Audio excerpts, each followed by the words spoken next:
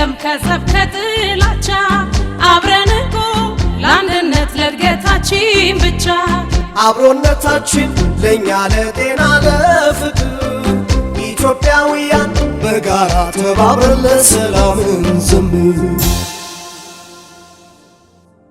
የአብሮነት እንግዶቻችን እንግዳ አንድ በ1965 ዓመተ ምህረት የኢትዮጵያ አየር መንገድ ጠለፋን በማስቀረቱ በኩል ትልቅ ድርሻ አበርክተዋል። ከአምስት የበለጡ መጻሕፍትን ለአንባቢዎች ያደረሱ ሲሆን ለአብነት ከባቹማ እስከ ቨርጂኒያ ኢትዮጵያ ምን አጥታ ተቸገረች የሚሉት ይጠቀሳሉ። በአሜሪካ መኖር ከጀመሩ ከ40 ዓመት በላይ ሆኗቸዋል። በኢትዮጵያ በልማቱ ዘርፍ ከተሰማሩም ዓመታትን አስቆጥረዋል። ከጅማ እርሻ ኮሌጅ ተመርቀው በሐሮሚያ ዓለሚያ ኮሌጅ በሙያቸው ህብረተሰቡን በማገልገል አንቱታን አትርፈዋል። በብሔራዊ ሀብት ልማት የላይኛው አዋሽ ድርጅትን በሥራ አስኪያጅነት መርተዋል። በመላው ዓለም የሚገኙ ታላላቅ ምሁራንን በማሰባሰብ ኢትዮ አሜሪካ የታሪክና የባህል ማህበርን አቋቁመዋል። በአሜሪካ ካሊፎርኒያ በኢሚግሬሽን በሕክምና ማዕከላትና ትምህርት ቤቶች አማርኛ ቋንቋ ለአገልግሎት እንዲውል በማድረግ ኢትዮጵያዊነትን ከፍ አድርገው አሳይተዋል። ከሀገራቸውም ባሻገር በአሜሪካ ሴናተሮች መካከል የተፈጠረውን ያለመግባባት በኢትዮጵያ ባህላዊ የሽምግልና ሥርዓት መሠረት ሁለቱን ሴናተሮች በማስታረቃቸው በሀገር አሜሪካ ከፍተኛ አድናቆትን በማትረፍ የሽልማት ባለቤትም ሆነዋል። ከፍ ባለ ኢትዮጵያዊ ጨዋነት የኢትዮጵያን በጎ ገጽታ በውጭው ዓለም በማስተዋወቅ ከፍተኛ ሥራ ሰርተዋል። የዛሬው አንደኛው እንግዳችን ደራሲና ባለሀብቱ አቶ አሰፋ ደፍርስ ናቸው። እንግዳ ሁለት በኢትዮጵያ ሬዲዮ ከ1968 እስከ 1973 ዓመተ ምህረት ድረስ በሥነ ጽሑፍ ክፍል በሪፖርተርነት በጋዜጠኝነት ሰርተዋል። በሶማሊያና በኤርትራ ከጀብሃ ጋር በነበረው ጦርነት ወቅት ከግንባር ልዩ ልዩ ዘገባዎችን በማቅረብ ከፍተኛ ሥራ በመስራታቸው የጦር ሜዳው ቀሲስ የሚል ስያሜ ተሰጥቷቸዋል። በጋዜጠኝነት ላበረከቱትም አስተዋጽኦ የሕይወት ዘመን ተሸላሚ ተብለው ከኢቢሲ የዋንጫ የገንዘብና የምስክር ወረቀት ተበርክቶላቸዋል። ከመምህርነትና ጋዜጠኝነቱ በተጨማሪም በደራሲነትና በሃያሲነት ለኢትዮጵያ ስነ ጽሑፍ እድገት የበኩላቸውን አሻራ ኑረዋል። ከ20 በላይ የድርሰት ውጤቶችን ለአንባቢያን አድርሰዋል።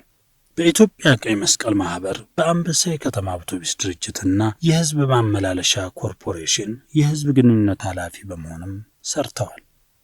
ከኢትዮጵያ ወደ ኖርዌይ በመሄድም ለ26 ዓመታት የኖሩ ሲሆን በኖርዌይ ቆይታቸውም ባሉበት ሆነው የኢትዮጵያን በጎ ገጽታ በማስተዋወቅ ጉልህ ሚና እንደተጫወቱ ይነገርላቸዋል።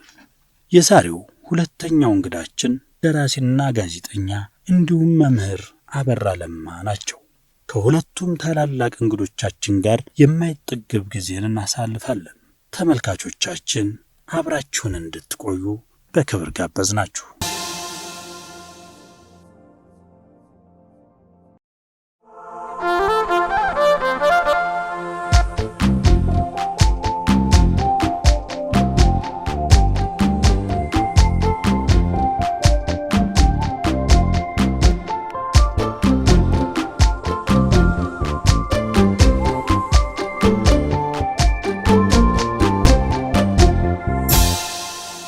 ተመልካቾቻችን በሀገር ውስጥ ብቻ ሳይሆን በውጭው ዓለም ጭምር ተንቀሳቅሰው ለሀገራቸው በርካታ ስራዎችን በመስራት ይታወቃሉ።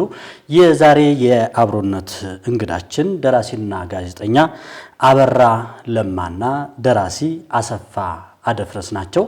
እንግዲህ ሁለቱም የዛሬ የአብሮነት እንግዶቻችን ናቸው። ከነሱ ጋር በርካታ ቁም ነገሮችን እንደምታገኙ አንጠራጠርም። አብራችሁን ሁኑ። የፕሮግራማችን እንግዶች ስለሆናችሁ በጣም ደስ ብሎናል። የኛ ፕሮግራም ዘወትር ረቡዕ ምሽት 3:10 በፋና ቴሌቪዥን የሚቀርብ አብሮነት የተሰኘ መሰናዷችን ነው። ያው እንግዲህ ስለ አብሮነት ከናንተ በላይ የሚመሰክር ስለሌለ ከናንተ ጋር በሀገራችን የህዝቦች አንድነት ላይ ሰፋ ያለ ውይይት እናደርጋለን። ፈቃደኞች ስለሆናችሁ በጣም ከልብ አድርገን እናመሰግናለን። ቀደም ሲል የልጅነት አስተዳደገው ምን ይመስላል? የልጅነት አስተዳደገ መጀመሪያ እዚህ ስለመጣችሁ እጅግ አድርጌ አመሰግናቸዋለሁ። የልጅነት አስተዳደጌ እንደማንም ኢትዮጵያዊ እንደው በቀልድ እንዲያደግኩ አይደለሁም። እኔ በ40 ቀን በተወለድኩ በ40 ቀኔ ነው ሉሜ ከምትባል ሀገር ከሞጆ በላይ ያለች ከሉሜ ወረዳ ባችማ የሚባል ሀገር ሄጄ እዚያ ከሀገሩ ጋር ተለማምጄ እኔ እናንተን ቋንቋ ረስቼ አማርኛውን ማለት ነው ምንም አላውቅም። መጀመሪያ ሲሄድ ህፃን ነኝ። ሁለተኛ እዚያ ነው ያደግኩት። ቋንቋውንም አላውቅም። እኔ የማውቀው የሹሮ ቋንቋ ነው። ሹሮ ማለት በዚህ አካባቢ ያሉ ህብረተሰብ ነው። ከዚያ እንግዲህ 8 ዓመት ሲሞላኝ ነው ወደዚህ የተመለስኩት። ተመልሼ እንግዲህ ትምህርት ጀመርኩ። ከዚያ ደግሞ ይሄን ቋንቋ ለመማር ብዙ ትግል ነበር። አማርኛ ተማርኩ። ያኛውን ቋንቋ ረሳሁ። ሌሎች የተሻሉ የመሰሉንን ቋንቋዎች አሁን ሳየው የተሻለ ነገር የለም፣ ግን ለጊዜው እንጀራ የሚያበላ ቋንቋ ተማርኩ። አማርኛ በደንብ አድርጌ ተማርኩ። እንደምታዩኝ አቀላጥፌ እናገራለሁ። ከነተረቱ ከነምሳሌው መናገር የሚችለው ቋንቋ ሆኗል አሁን። እና አስተዳደጌ ብዙ ውጣ ውረድ የነበረበት ነው። በአሁኑ ጊዜ የሚወቀሱት ነፍጠኛ ወይም አርበኛ የሚባሉ ነፍጥ ማለት ነፍጥ አንግቦ አገሩን ከጠላት የሚጠብቅ ከእንግሊዝ ተንኮል የጠበቀ ከቱርክ ወረራ የጠበቀ ከግብጽ የጠበቀ ነፍጠኛ ነፍጡን ተሸክሞ ዳር ድንበሩን የጠበቀ የነኛ ልጅ ነኝ። የነኛ ልጅ በመሆኔም ብዙ ነገር ተማርኩኝ። የተማርኩት እንደ ከተማው ልጅ ለስለስ ያለ ነገር ሳይሆን ጠንከር ያለውን በየጫካው መብረሩን፣ ማደኑን፣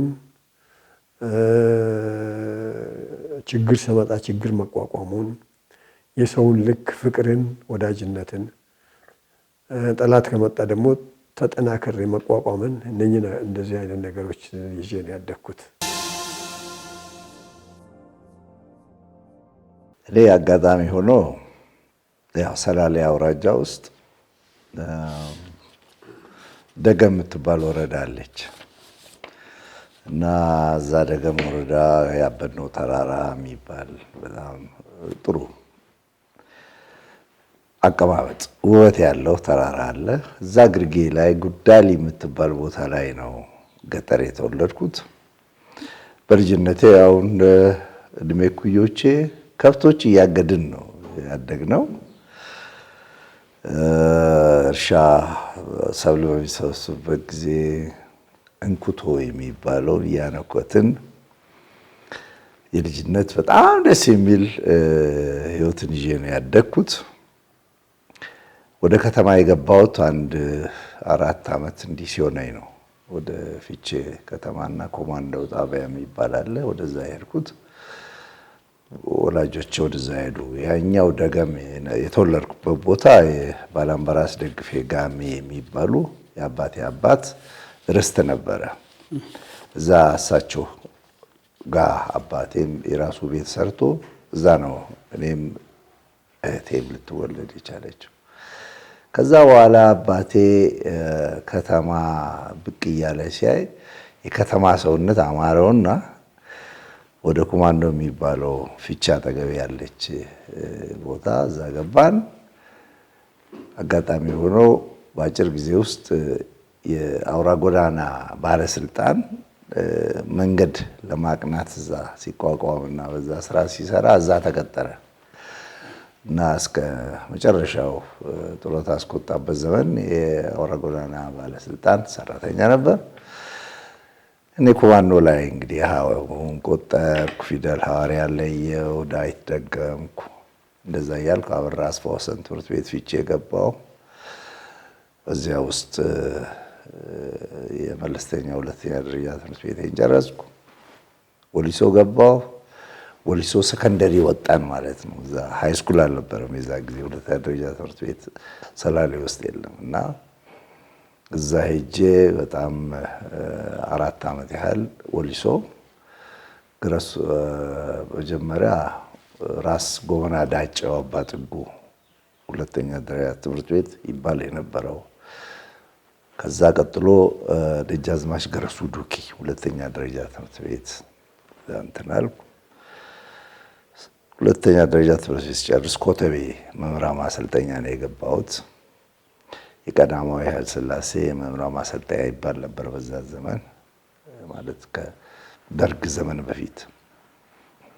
ከዛ እንዲህ ያልኩ ህይወት ውስጥ ገባው። ወደ ጋዜጠኝነት ህይወት መጣው። ዩኒቨርሲቲም ገባው፣ ተማርኩ። እንዲህ ያል እዚህ ደርሰናል። አሰፋ ማን ናቸው የሚለውን እኛ እናውቃለን። በሌላው በውጭው ዓለም እንደነገሩን በርካታ ስራዎችን በተለይ ለኢትዮጵያ የሚጠቅሙ ስራዎችን ሰርተዋልና እስኪ ከእርሷ አንደበት እንስማው። እኔ እንግዲህ በእውነቱ ከሆነ ይህን ያህል የበሰለ የፖለቲካ እውቀትም አልነበረኝም። ግን አገሬ በደርግ ስትወረር እኔ ወረራ ብዬ ነው የማስበው።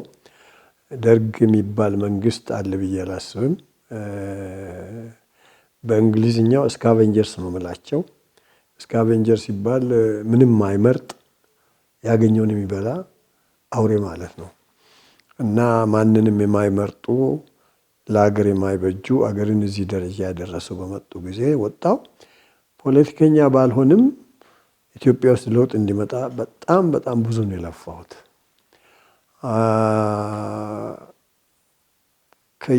ከየኮንግረስ ቢሮ ከአንዱ ኮንግረስ ቢሮ ወደ አንዱ ኮንግረስ ቢሮ ከሴኔት ወደ ሴኔት በመመላለስ ብዙ ነገር ነው ያደረግነው። ሰው በማስተባበር አገር ውስጥ ለውጥ እንዲመጣ ብዙ ሞክሬያለሁኝ። እንደለፋ ነው መጣ። ግን ለውጡን ያመጡት እነመለሰ ሆኑና ክሬዲቱን ወስደው እነሱ ነገሱበት። እነሱ ሀገር አጥፍተው ጠፉ። እና የኔ ብቻ ሳይሆን እኔን የሚመስሉ ኢትዮጵያኖች ብዙ ነበሩ። እነኛን መጀመሪያ ጊዜ ሳኖዜ ካሊፎርኒያ የሚባል አካባቢ የኢትዮጵያን ኮሚኒቲ ኦርጋናይዜሽን አዘጋጀው። ከዚያ ዩኒቲ ፎር ኢትዮጵያ የሚል ድርጅት አደራጀው። በዚያ መሰረት በጠቅላላው አሜሪካን ሀገር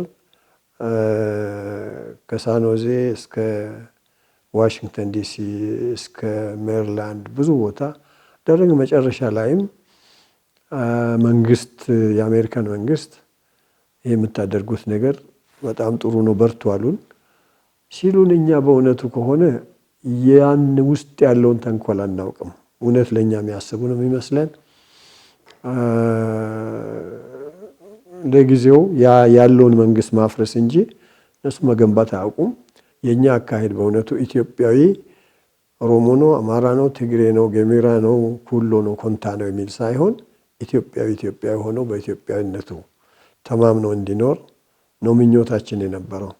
በዚህም ብዙ ሰርተናል፣ ብዙ አስተባብረናል።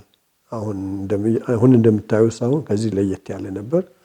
የአቅም ጉዳይ ሆነና እኛ ወደ ኋላ ሄድን። መንግስት ያዙ ሰዎች መንግስቱን ለውጦ እዚህ ያደረሱን። እስኪ እንደው ያኔ የነበረ የሙያው ስነ ምግባር ምን ይመስል ነበር? ኢትዮጵያዊነት ላይ የምትሰሩት ስራ ምን ላይ ያተኩረ ምን ያንጸባርቅ ነበር ያኔ? አዎ ተገቢ ጥያቄ ነው።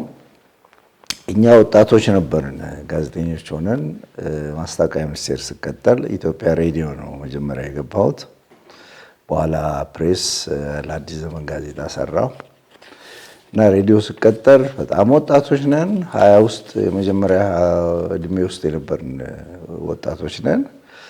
የሀገር ፍቅር ስሜታችን አብዮቱ ይሄ ለውጥ እንዲያመጣ ይሄ መሬት ላራሹ ብሎ ከቅድመ አብዮት ጀምሮ ሲፈከርለት የነበረው መፈክር በ67 ዓመተ ምህረት ደርግ ሲያውጅ ገጠር መሬት ለሰፊው ሕዝብ ያደረገ አዋጅ ሲያወጣ ገበሬው ሁሉ እንደ ልቡ ጭሰኛ የነበረበትን የራሱ አድርጎ መጠቀም ሲጀምር እንደኔ ያለ ትንታግ ጋዜጠኛ ደግሞ የዛ ጊዜ እንዲህ ያለውን ሪቮሉሽን ሲቀላቀል ምንም በቃ መቆሚያ አልነበረንም።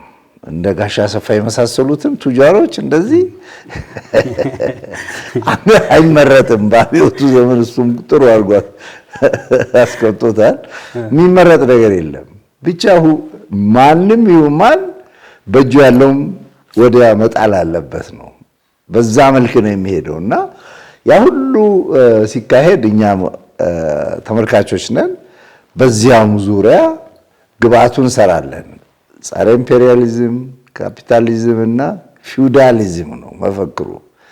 በእነዚህ ሶስት ዙሪያ ነገሮች ላይ ወይም ተቋማት ላይ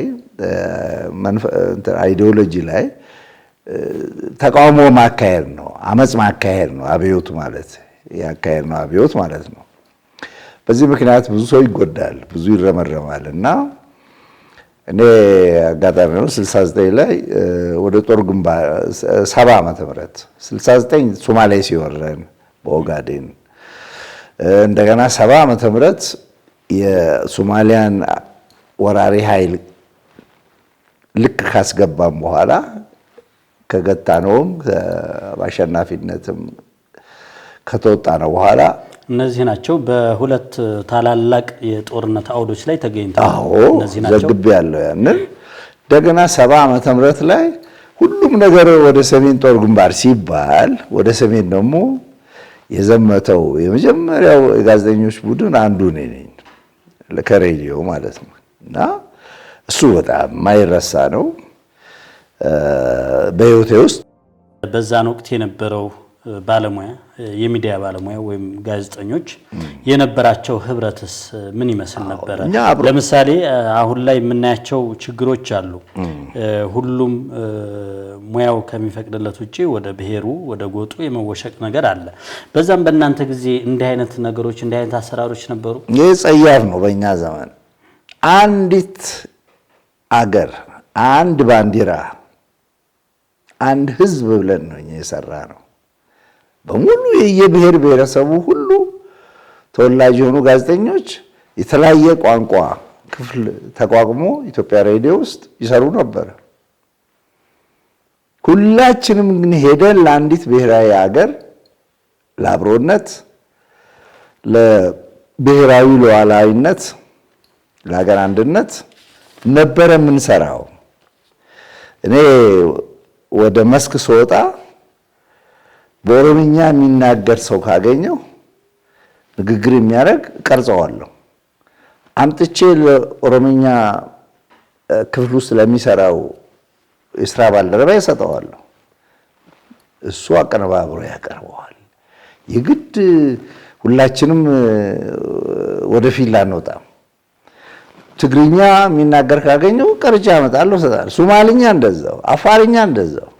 በዚህ መልክ ነበረ በጣም ተባብረን የምንሰራው እና ዋናው ነገር ምንድነው በብሔራዊ የእናት ሀገር ፍቅር በጣም በጣም አድርጎ የዳበረ መንፈስ የነበረው ጋዜጠኛ ትውልድ ነው የነበረን። ያንን እንግዲህ እንዳልኩት እስከ ጦር ግንባር ድረስ ሄደን ብዙ ነገር አሳይተናል። ብዙ ማሳያ ነገሮች ሰርተናል። ጦር ግንባር ላይ የቆሰሉ ጓደኞቻችን አሉ፣ አይናቸው የጠፋዋል፣ ህይወታቸውንም ያጧሉ። በዚህ ላይ በዚህ በአብዮቱ ካምፕ ውስጥ የደርግ ደጋፊ የደርግ ተቃራኒ የሚባለውን ሁሉ ጎራ ሲያተረማምሰው ፖለቲካው ጋዜጠኛውም ቪክቲም ነው፣ ሰለባ ይሆናል። የሞቱ ጓደኞቻችን አሉ በትግል ውስጥ እዚሁ ከተማ ውስጥ የተገደሉ አሉ እና በጋራ ግን ስንሰራቸው የነበሩ ነገሮች ምን ጊዜ የማይረሱኝ ትልቅ ፍቅር የነበረው ያ ነው እና አብሮነትን እንደ ዋና መርሃችን አይተን ነው አንድ ሀገር አንድ ባንዲራ አንዲት ኢትዮጵያ ብለን ነው እስከ መጨረሻው ድረስ። ስንከሰስም እንደዛ ብለው የቆሙ ሰዎች ነበሩ እየተባልን ነበረ። በኋላ ዘመን በመጡት ወራሪዎች ስንጠቀስ የነበረው አዎ እኛ እንደዛ ነበር፣ አሁንም ነን። እስኪ አሜሪካ የነበረው ቆይታዎት ምን ይመስል ነበር? እንግዲህ ለረጅም ዓመታት እዛ ነበር የነበሩት። እንደውም ከሽምግልና ስርዓታችንም ጋር በተያያዘ በአሜሪካ ሀገር በርካታ ስራዎችን እንደሰሩ ሰምቻለሁና እሱን ያጫውቱን እስኪ። እሱን ከማለቴ በፊት ይልቅ አሁን አቶ አበራ እንዳለው ስለ ኢትዮጵያ ትንሽ ባወራ ደስ ይለኛል። ኢትዮጵያ ከ1909 ዓመተ ምህረት በፊት ምንም ትምህርት ቤት አልነበረም ከቄስ ትምህርት በስተቀር። አጼ ምኒልክ ትምህርት ቤት የሚባለው ነው ፈጥረው ከፍተው ተማሪዎች መማር ጀመሩ። ቀጥሎ ተፈሪ መኮንን የሚባል ትምህርት ቤት መጣ። ትምህርት ቤት ተጀመረ። ከዛ በፊት ምንም የለም። እግዚአብሔር ያሳያቸው። ሮማንስ በ1909 ዓመተ ምህረት የመጀመሪያ ዩኒቨርሲቲ የከፈቱት በ1909 ነው። እኛ በ1909 ዓመተ ምህረት ገና ኤሌመንተሪ ትምህርት ቤት መክፈታችን ነው። እኛ ከ1923 ዓመተ ምህረት ጀምረን እስከ 1953 ዓመተ ምህረት ድረስ 30 ዓመት ያልሞላን ሰዎች ነን። በዚያን ጊዜ ውስጥ ኢትዮጵያ ለምን አልተለወጠችም ብለው ጥቂት የተማሩ ተማርን የሚሉ ሮማንና እንግሊዝን ፈረንሳይን ኢትዮጵያ ካልመሰለች ብሎ አገር በጥብጠው ለሀገር የሞቱትን ሰዎች እንድንራስ አበበ አይነቱን እንድናቶ መኮንን ሀብተወልድ አይነቱን ረሸኑ፣ ገደሉ።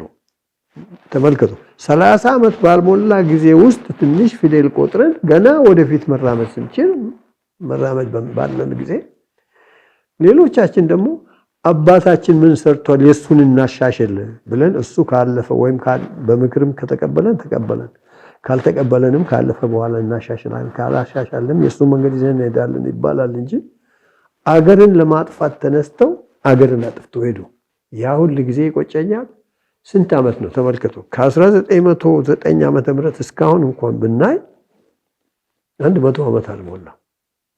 እነኛ 1000 ዓመት የሞላቸው ሰዎች ሀገራቸውን ቀጥ አድርገው ይዘው እኛን እያባሉን እኛን እያጣሉን እኛን እየነጠቁን ሲኖሩ ያ ሳይቆጨን ያን ሳንመራመር አሁንም በዘር በሃይማኖት እየተለያየን መሄዳችን እጅግ ነው የሚያሳዝነኝ። በአሜሪካን ሀገር እኔ አሪፍ የምቀመጥ ሰው አይደለሁም። እኔ የትም ሀገር ሄጄ አገሬ ነው ብዬ ነው የምኖረው።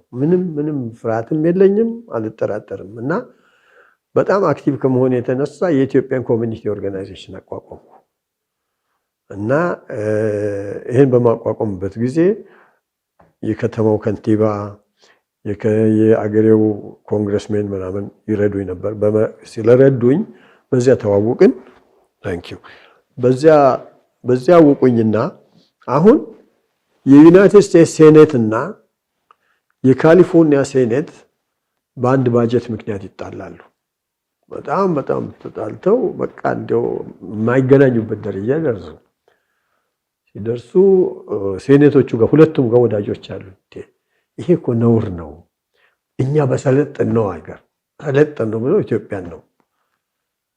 አሜሪካና እንግሊዝ እኮ አልሰለጠኑም፣ ኢንዱስትሪስ ናቸው እንጂ ስልጣኔ የሚባለው ያለው እኛ ጋር ነው። አንድ ሰው ብቻውን የማይበላበት ኑ እንብላ፣ አብረን እንብላ፣ አብረን እንጠጣ የሚልበት ሀገር፣ በፍቅር የሚተሳሰብበት ሀገር ነው። ያ ነው ስልጣኔ። ሰው መግደል ነውር የሆነበት ነው የዛሬን አድርጎና እና ስላቸው ጊዜ ምን ታስባለህ? ለኛ አሁን ሞት አንድ ሴኔተር እኔ ላስታርቃችሁ በሀገራችን እንዲህ አይነት ነገር አለ። እሺ ያሉ ሁለቱን ሴኔቶች አስታረቁ። ያ ተመልከት፣ ይሄ ታላቅ አገር ተብሎ በዓለም ላይ የተከበረ አገር ፕሬዝዳንት ትላላቸው እንጂ ውሳኔው የሚወስነው ሴኔት እና ኮንግረስ ነው። በዓለም ላይ ጦርነት ይሄድ ሲባል የሚወስኑ እነሱ ናቸው። እንደዚህ ሀገር ብሎ መሪው እንደፈለገው ይሁን አይልም። ሴኔቱ ፈቅዶ ነው የሚሆነው። ኤርጀንት የሆነ ነገር ካልመጣ ፕሬዝዳንቱ በእጁ ነው ያለው ይሄ የአውቶማቲክ መክፈቻው፣ ያችን አንድ ነገር ከመጣ ሊከፍት ይችላል። በተረፈ ግን ሴኔት እና ኮንግረስ ነው የሚያደርገውና ያንን አድርጌ ሰዎቹን አስታርቂያቸው ሰላም ወርዶ ለዚያም ሽልማት አግኝቻለሁ። ከጻፏቸው መጽሐፍቶች ኢትዮጵያ ምን አታ ተቸገረች የሚል ነው አንደኛው። እስቲ ኢትዮጵያ ምን አታ ተቸገረች በሚል ርዕስ ለመጻፍ ምን አነሳሳውት? እኔ መቼም ለዚህኛው እንደው ቀናት ብትሰጡኝ ተናግሬ አልጨርሰም። ኢትዮጵያ ምን አታ ተቸገረች ያልኩበት ዋናው ምክንያት ኢትዮጵያ ከየትኛውም ዓለም ያላነሰ የሚበልጥ የተፈጥሮ ሀብት ያላት ማዕድን ያላት አገር ሆና እንደው በቀላሉ ላሳያችሁ ውጪ ይታያል ዛፎች ምናምኖች ነኝ ከኋላ ስትዞር ይሄ ሁሉ እኔ እዚህ ሀገር መምጣት የጀመርኩት በ2010 ዓመተ ምህረት በፈረንጆች ያኔ እንደመጣው የተከልኳቸው ዛፎች ናቸው ነኝ ከተከልኩ በኋላ አንድ ቀን ዞር ብዬ ውሃ ጠጥቼ አላውቅም አርሜ ኮትኩቼ አላውቅም ራሱ ነው ያደገው እንዲህ አይነት ነገር አሜሪካ እንግሊዝ ፈረንሳይ ሄደ ብትተክል በዚህ ጊዜ ውስጥ ይሄን ያህል ያድግ ቀርቶ የግሱን ግማሽ ለማደግ ምናልባት በሚሊዮን የሚቆጠር ብር ይወስድ ይሆናል ይሄን ለማድረግ ውሃ ማጠጣቱ ማዳበሪያ ማብላቱ አፈር መቀየሩ ሌላ በተራቀቁ መሳሪያዎች የሚሰሩትን ነገር ተውና እንቁላል ብቻ በሚሊዮን የሚቆጠር እንቁላል ብንልክ አንድ እንቁላል ምናልባት $1 ቢሸጥ በቀላሉ ብር ያገኛል ማለት የዶሮ ስጋ ብንልክ እንደዚሁ ያገኛል ማለት የበግ ስጋ ለምሳሌ ለአልፈጥር በዓል ጊዜ በሚሊዮን የሚቆጠር ፍየል ይፈልጋል በግ ይፈልጋሉ ያን በግ ብንልክ ብሩ አለን ማለት ነው እዚህ ላይ ቡናንቶ ሰሊጥንቶ ሱፍንቶ ሌሎች ነገሮች ማአት አሉን ያ ሁሉ ያለን ሰዎች ህፃን አዝላ እዚህ መንገድ ላይ በዳቦ መግዣ ስጠኝ ስትል ማየቱ ራሱ ከማሳፈር አልፎ እንደው ምን አይነት ቃል ልንገራችሁ የሚያዋርደን ነው መንግስት ይሄን አያይም እንዴ መንግስት ይሄን አይመለከትም እንዴ የሚያውቁትን ሰዎች በዚህ ደረጃ ምን ማድረግ እንችላለን ማለት አይቻልም እንዴ ከ60 ዓመት በላይ ሰው ዋጋ የለውም ከማለት ይልቅ ከ60 ዓመት በላይ ሲሆን ነው ባይደን ስንት ዓመቱ ነው 80 ዓመቱ ነው አገር ይማራል አማካሪዎቹ ደግሞ ከሱ ይበልጡ ናቸው የሰው እድሜው ሳይሆን ያሳለፈው ጊዜ የተማረው ትምህርት በዚያ በስራ ላይ ያዋለው ልምድ ነው የሚታየው በሌላው ያለንን ሪሶርስ ጥለን ፈረንጅ እየመጣ እዚህ በየቀኑ የሚወተውተው ነገ እኛን አጣልቶ አፋይቶ ይህን መሬት ወስዶ ለራሱ ሊጠቀም ነው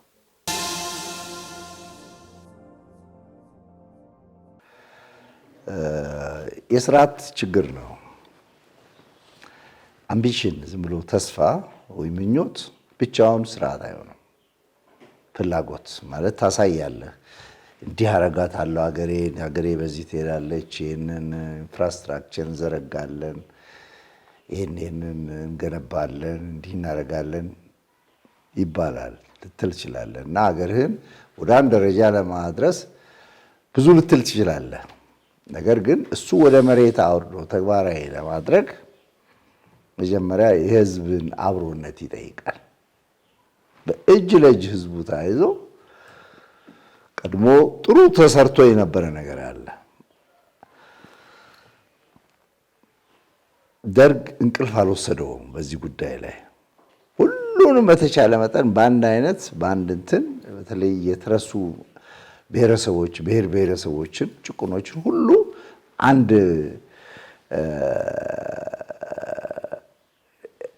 እውቅና ከነበራቸው ብሔረሰቦች ጋራ አብሮ ለማመሳሰል ለማምጣት ተሰርቶ ነበረ ችግር የሆነው በጦርነት በተከበበችና ብዙ የፖለቲካ ሽኩቻ በነበረበት ስርዓት ውስጥ ያ ስርዓት የተመኘውን ያህል ሶሻሊዝም እንበለው ኮሙኒዝም እንበለው ወደዛ ለመድረስ አልቻለም ምክንያቱም በጥሩ ኢኮኖሚ ላይ ነው ሶሻሊዝም መሰረተው በባዶች ሁሉን ሰው አብልቼ ያኖራለው የሚል ተምኔታ ህልም ብታለም ወይ እዚህ ላይ እርሶ እንግዲህ የሴኔቱንም በማስታረቅ በውጭው ዓለም ትልቅ ስራ ሰርተዋል ሀገር ውስጥስ እንደዚህ ሽምግልና ስራዎች ላይ ለመሳተፍ አላሰቡም ወይ ከዛም ባሻገር ደግሞ እንደ መንግስትም እንደ ህዝብም ይሄ ነገር እንዲስተካከል ምን መደረግ አለበት ምን ይመክራሉ በጣም ከባድ ጥያቄ ነው በውጭ ሀገር በተለይ በአሜሪካ ነገር አንድ ሰው ይሄን አውቃለሁ ካለ ጥያቄ አይቀርብበትም። ሲወድቅ ብቻ ነው ጥያቄ የሚሆነው። አውቃለሁ ካለ ይሞከራል ሰውየው። ሁለተኛ ነገር ደግሞ አንድ ሰው ማንኛውንም ሰው ወዳጅ ካደረገው ፈረንጅ ወዲያው ወዳጅ አይሆንም፣ ግን ወዳጅ ካደረገ ያምናል፣ እምነት አለ። እኛ ሀገር በአሁኑ ጊዜ ብዙ ህዝቡ አይተማመንም። አንድ ምሳሌ ልንገራችሁና ከአንድ 3 ሳምንት 4 ሳምንት በፊት ነው ይሄ ነገር እንዲህ እየሆነ እንዴት ነው የምናየው? እንዴት ነው ይሄን ነገር ዝም ብለን የምናየው? ሰብሰብ ብለን እንዴ ጠቅላይ ሚኒስትሩ እኮ የኛ ወኪል ነው፣ ጠቅላይ ሚኒስትሩን ይሄ ነገር ልክ አይደለም ብለን እናነጋገር ብዬ ከዚህ ራቅ ያለ ቦታ ነው ሄጄ አንድ 8 ሰዎች የሚሆኑ ምሁራን ናቸው፣ በጣም የተከበሩ ሰበሰብኳቸው፣ ተነጋገር። እኔ በዚህ ሀገር ውስጥ በጣም ብዙ ቦታ ሄጄ ያለሁኝ፣ ግን እንደ አሩሲ እንደ ባሌ እንደ ጉራጌ ሽማግሌ አላየሁም። እንደኛ አይነት ሽማግሌዎች አሉ እና ሌሎችም ሊኖሩ ይችላሉ፣ ባለማወቅ ሊሆን ይችላል። እና እኛ የተማርነው ደግሞ የነሱን አይነት ነገር ይዘን ለምን አንዳንዴም ስል እሺ ይሄንን ከሱ ጋር ቢሆን ይሻላል አለው። ማጆሪቲ የበለጠው ህዝብ ያንደገፈና አሳለፍን። ባይ አይጠሩኝም። በኋላ ደወልኩላቸው። አይ ፕሮፌሰር መስፍን ጊዜ የለንም ይላል፣ ነገ ተነገ ወዲያ ይለናልና ጊዜ ሲኖሩ አሉኝ። ጊዜ እኮ እያለፈ ነው፣ ሰው እያለቀ ነው፣ ችግር እየበዛ ነው፣ ለምን እናደርግም? እንደውም አንደኛው እባክህ ከዚህ ውስጥ ብትተወኝ አለኝ። ሎጂካሊ እንደ ሪዝነብሊ ሰዎቹ ሄደው እንደ ይሄ ነገር እኮ ከመንገድ እየወጣ ነው፣ ለዚህ አይነት ነገር ይሄን ብናደርግ ጥሩ ነው ብሎ ሐሳብ ቢሰጡ ለጊዜው እንኳን ባይቀበል አድሮ ውሎ አስቦበት ይቀበላል የሚል እምነት አለኝ። እና እኔ ከሀገሬ ከወጣው ብዙ ጊዜ ነው። ብዙ ማውቀው ሰው የለም። የማውቃቸው ሰዎች ሞከርኩ፣ ፌል አረግ፣ ወደቅኩ፣ አላለፍኩም። ከዚያ በኋላ እንግዲህ ምን ይደረግ እግዚአብሔር ያመጣው እንቀበል ብዬ ነው ዝም ያልኩት እንጂ ሳላስብ ቀርቼ አይደለም። በውጭ ሀገር ቢሆን ኖሮ ያን ያህል ሰው ሰብስቤ ተነጋግሬ እነሱ እየደወሉ መከራዬን ያበሉኝ ነበር። ኢትዮጵያ ውስጥ ምሁራን ስትል ምንድን ነው ሪሊ ምሁር ማለት? ትርጉም ሪሊ አይገባኝም። ምሁር ማለት የተማረውን ትምህርት ብቻ ሄዶ ያንኑ ያችን ሪሰርች የሰራትን ስራ እንደው ማቀጣጠልና መስራት ነው ወይስ እንደው ሰፋ አድርጎም ሌላም ነገር ማሰብ ነው? ብዙ ነገር ከምሁራን የበለጠ ብዙ ይሰሩ ነበር። በጣም ብዙ ቅድም የጠራቸው እነ ብላቴን ጌታ ህሩይ እነ ሌሎችም አገሪቱ ውስጥ የተማረው ከአውሮፓ መጥቶ ሲወጋቸው ላላያችሁ ሲላቸው አንላየም ብለው አንድ ላይ ሆነው አገራቸውን የጠበቁ ሰዎች ናቸው። አሁን ግን $1 ሚሊዮን አምጥቶ አንዱ ቢሰጠኝ ለሱም ከሰጠ ብትንትናችን ወጣ ማለት ነው። እኔ ሲሰጥ አላየሁም፣ ይሰጣል ሲልም አልሰማም። እንደው ዝም ብዬ የራሴን ቲዮሪ ነው የማወራው። ያን ጊዜ የገንዘብ ፍቅር አይደለም የሀገር ፍቅር ነው የነበረው። አሁን የገንዘብ የሹመት የቦታ ነው እንዴ! በእውነት እኮ ያሳፍራል እኮ። እኔ ሪፖርት ላይ የጻፍኩትን አይታችሁት እንደሆነ ይድረስ ለጠቅላይ ሚኒስትር ብዬ ጽፌያለሁኝ። ምርጫ የሚኒስትሮች ስብስብ እኮ የቁንጅና ውድድር አይደለም እኮ 20 ሴት 20 ወንድ 15 ዓመት 30 ዓመት አይደለም ነገሩ። ማን ምን ይችላል? ማን ምን ያውቃል? ትናንትናን አይቷል ወይ ነገን ያስባል ወይ ተብሎ ነው የሚታሰበው። ሁለተኛ የሰራው ስራ ምንድን ነው? ለሀገሩ ምን ያህል ኮንትሪቢዩት አድርጓል? እንዴት ሰርቷል ተብሎ ነው እንጂ የሚታየው እንደ ከኮሌጅ ወጥቷል ዶክተር ሆኗል። ዶክተሬት እኮ አሁን ኢትዮጵያ ውስጥ ኢትዮጵያና ናይጄሪያ ዶክተር መሆን በጣም ቀላል ነው። በገንዘብ የሚገዛ ነገር ነው። ጋሼ አሰፋ ካነሳው ጋር አብሮ በጣም መታሰብና መታየት ያለበት ይሄ ማህበራዊ ደንቦቻችን፣ ማህበራዊ ስርዓቶቻችን ሶሻል ኖርምስ የሚሉት ፈረንጆቹ እሱ ከስሟል፣ እየከሰመ ነው ያለው፣ እየወረደ ነው ያለው።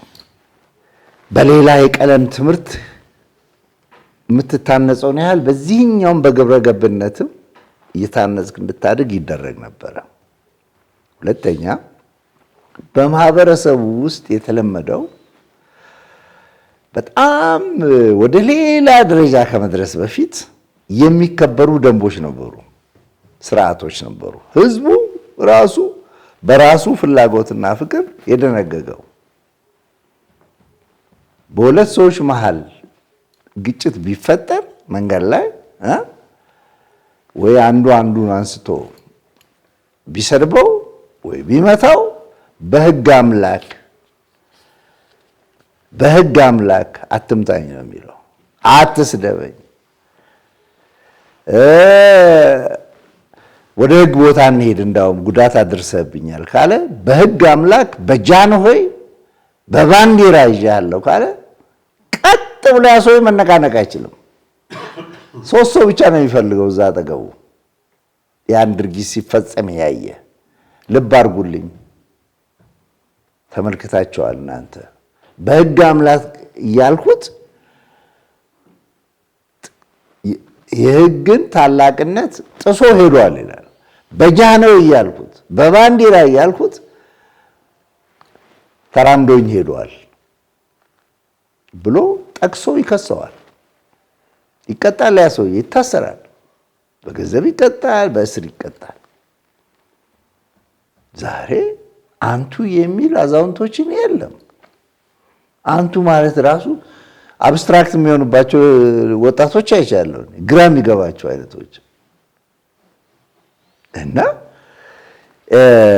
እነዚህ ማህበራዊ ልምዶቻችን ወይንም በትውልድ ውስጥ ተገንብቶ የነበሩ በጎ ለአብሮነታችን ለሉዓላዊ ለሆነች እናት ሀገራችን ትልቅ ዋርካነት ግብአት ሆኖ የሚያገለግሉ የነበሩት ማህበራዊ ድንጋጌዎቻችን በሙሉ ከስመዋል፣ ወድቀዋል። ምናልባት በመጨረሻ መነሳት አለበት ወይም ህዝብ ጋር መድረስ አለበት የምትሉት ሀሳብ ካለ እድሉ የእናንተ ነው። ኢትዮጵያዊ ብለን እናስብ፣ ህብረት እንፍጠር፣ ይህን መለያየት ትተን ወደ አንድነት እንምጣ። አንድነት ከሌለ የትኛውም ሀገር የትም አይደርስም። ግን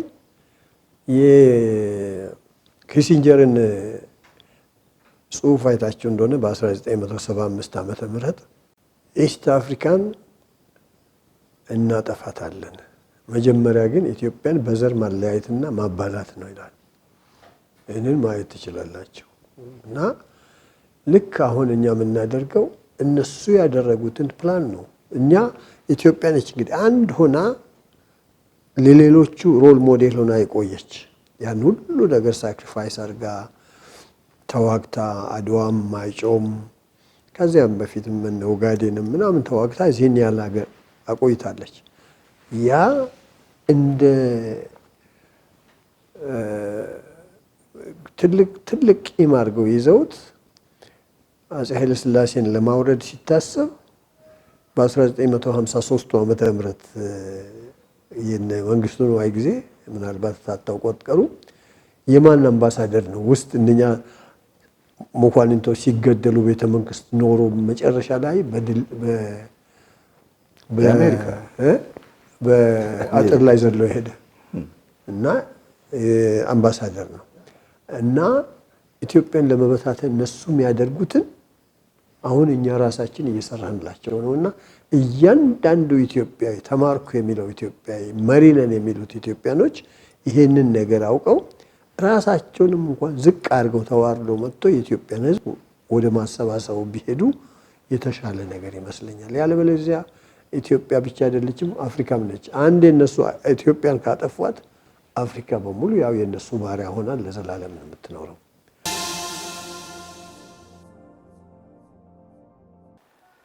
ከዚያድ ባሬ ጋር አፈራረመ፣ አዋዋላቸው። ጥሎ ማለፍ የሚለው የኔ መጽሐፍ ላይ ያንን ሰነድ አስገብቼዋለሁ አለ እዛ እንደ አፔንዲክስ ሆኖ ገብቷል። የሚገርም ነው። 6 ገጽ ነው። እስከ ናዝሬት ድረስ አዳማ ድረስ መጥቶ ዚያድ ባሬ እንዲወስድ ነው የተፈረመው። ባሌን፣ ሐረርን፣ ኦጋዴንን፣ አርሲን እስከ አዳማ ድረስ ዚያድ ባሬ ሊወስድ ዚያድ ባሬ ደግሞ በጦር ኃይል አሜሪካ እየረዳው የጦሩን ኃይሉን አደራጅቶ ኢህአፓን ቤተ መንግስት ሊያስገባ ይሄ ነው ሰነዱ። በዚያ ፈራርሟቸው ትግሉ በዛ ነው የቀጠለው እና እዚህ በዛን ጊዜ የኦጋዴኑ ወረራ ማለት ኢትዮጵያ ለመውረድ ዚያድ ባሬ በመጣበት ጊዜ 70 ላይ በተለይ ልክ በዚህ ውል መሰረት ኢህአፓ ወጣቶችን በየትምህርት ቤት ውስጥ ያሉትን አደራጅቶ ጦር ውስጥ ሰደዳቸው። ግቡና አብራችሁ የሰለጠናችሁ ሂዱ አለ። ሰልጥነው 69 ዓመተ ምህረት ጀምሮ ወጡ። አንዱ በዛ አይነት እንዲሰለጥን የተደረገ ሰው መቶ አለቃ በቀለ በላይ ይባላል። የጀግና ውለታ የሚል አንድ መጽሐፍ ጽፏል። እዛ ላይ የኢህአፓ ሰው እንዴት እንደነበረ ከአምቦ ትምህርት ቤት ከሃይስኩል ተመልምሎ ወታደራዊ ማሰልጠኛ ገብቶ ሰልጥኖ ምስራቅ ግንባር ይላካል። እሱና የሱ ጓደኞች በብዛት ሲሄዱ ጦሩን ከኋላ እንመታዋለን አለ። ወለጅ አድርገን የሚሊሻው የ300 ሺህ ሚሊሻ ሁሉ እንትን ተልኮ አልነበረም፣ ከኋላ እንዳለ እንጨርሰው ነበር ይላል። የራሱን ቴስቲሞኒ ነው ምስክርነት ነው የጻፈው ሰውየው። ከዛ እንዳጋጣሚ ሆኖ አንድ ቀን ታንክ ይመጣል እሱ ያለበት ቀበሮ ጉድጓድ አካባቢ እሱና ጓደኞቹ። ታንኩ ቀጥታ ሲመጣ እላው ላይ ሊወጣ ሆነ። የሞት ሞቱን ወጥቶ በእጅ ቦምብ ታንኩን ሲመታው ታንኩ ይፈነዳልና ከጥቅም ውጭ ይሆናል። ያ በሙሉ ምሽግ ውስጥ የነበሩት ይድናሉ፣ እሱም ይድናል። ጀግና ተብሎ የጀግና ሜዳይ በዚህ ይሸለማል። ከዛን ቀን ጀምሮ ኢትዮጵያዊ ዜጋ ነኝ፣ ለሀገሬ እሞታለሁ፣ እቆማለሁ የሚለውን አቋም ያዘ። ያ ሰውዬ የጻፈልን መጽሐፍ ላይ ያስነበበን ይሄንን ነው። አሜሪካኖች በዛን ሰዓት ያ ጠንስሰው ከዚያድ ባሬና ከኢህአፓ ጋር አዋውሎ የነበረው ውል ቀላል ጥፋት አይደለም ይዞ መጥቶ የነበረው በጣም ከፍተኛ ነገር ነው እና ፖል ሄንዝም ቅድም እንዳልከው የጻፈው ሰነድ ቀላል ሰነድ አይደለም። ኢትዮጵያን አበጣብጠን ነው በትንትኑ በብሔር ብሔረሰብ አድርገን ይሄ የሚኮሩበትን ታሪክ ወደ ትቢያ ነው የምንለውጠው፣ ያልነበረች ኢትዮጵያ እናደርጋለን ብለው ነው እንትን ያሉት። እስካሁን በሱ አይነት ሰው ቅኝት በነመለስ ቅኝት የሚሄዱ አሉ። ይህንን ነው መሪዎቻችን ነቃ ማለት ያለባቸው፣ ቀና ብሎ መቆም ያለባቸው። አንድም እንደ ህሊና እንዳለው ሰው ያስቡ፣ ሁለተኛ እንደዚች ሀገር ዜጋ፣ ሶስተኛ እንደዚች ሀገር መሪዎች ማሰብና አገርን ማዳን ያስፈልጋል። ጨርሻለሁ። ተመልካቾቻችን እንግዲህ የዛሬ እንግዶቻችን የሀገር ፍቅር ስሜት እየተናነቃቸው እያቃጠላቸው ለሀገር የሚጠቅሙ ሀሳቦችን አካፍለውናል። የዛሬው ዝግጅታችን በዚህ ተጠናቀቀ። ሳምንት ከሌላ የአብሮነት እንግዳ ጋር እስከምንገናኝ ድረስ በያላችሁበት በያለንበት ሰላም ነው።